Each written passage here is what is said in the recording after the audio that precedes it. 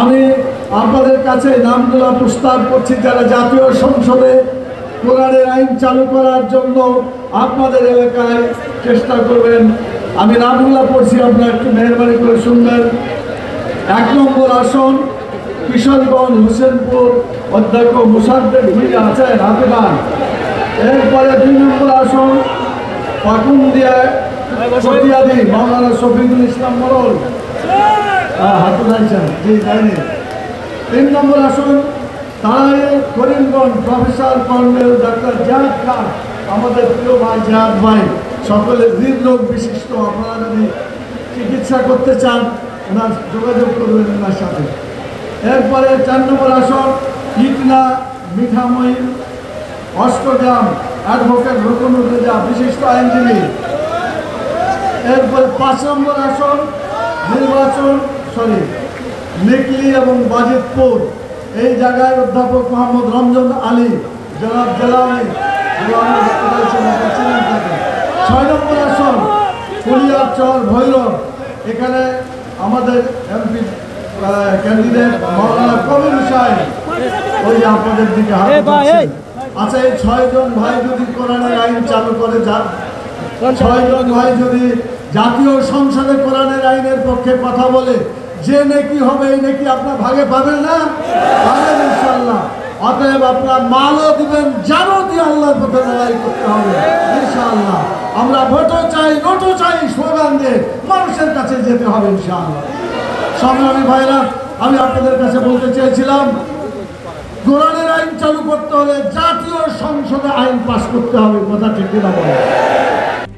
RICL TMX, যুগের পর যুগ স্থাপনা থাকে মজবুত।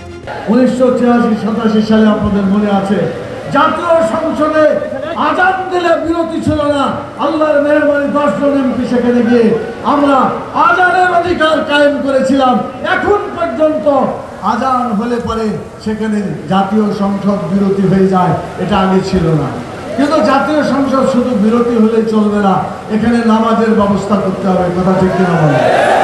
ইসলামী রাষ্ট্রে বলা হয়েছে, আল্লাহ বলছেন আল্লাযীনা ইমাক্কানুহুম ফিল আরদ আকামুস সালাহ ওয়া আতাউজ যাকাত ওয়া আমারু বিল মারুফ ওয়া নাহাউ আনিল মুনকার। আল্লাহ বলছেন যাদেরকে আমি ক্ষমতা দিব আল্লাহর দ্বীনকে বিজয়ের জন্য, রাষ্ট্রের দায়িত্ব হবে নামাজ চালু করে মানুষের চরিত্র ভালো করে দেওয়া। 2 নম্বর হচ্ছে যাকাত চালু করে মানুষের ক্ষুধা দারিদ্র বেকারত্ব দূর করা। 3 নম্বর হচ্ছে আমর বিল মারুফ, ভালো কাজ চালু করে মানুষের মনে স্বস্তি এবং নিরাপত্তা দান করা। অনাহারিল মুনকার, 4 নম্বর কাজ হচ্ছে অন্যায় কাজগুলো বন্ধ করে মানুষকে দুঃখ কষ্টের হাত থেকে রক্ষা করা। আপনাকে এরকম একটা রাষ্ট্র ব্যবস্থা চান?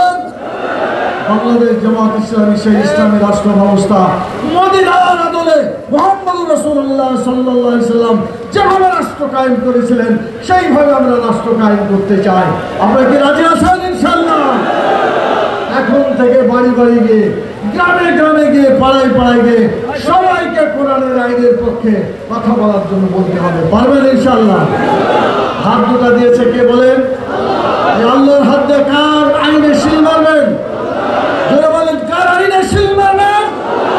আল্লাহর আইনে শিল মারবেন। আল্লাহ হাতে কথা বলবে যে আল্লাহ তোমার আইনের পক্ষে আমি শিল মেরে এসেছি, বলবে না? কথা বলবে না?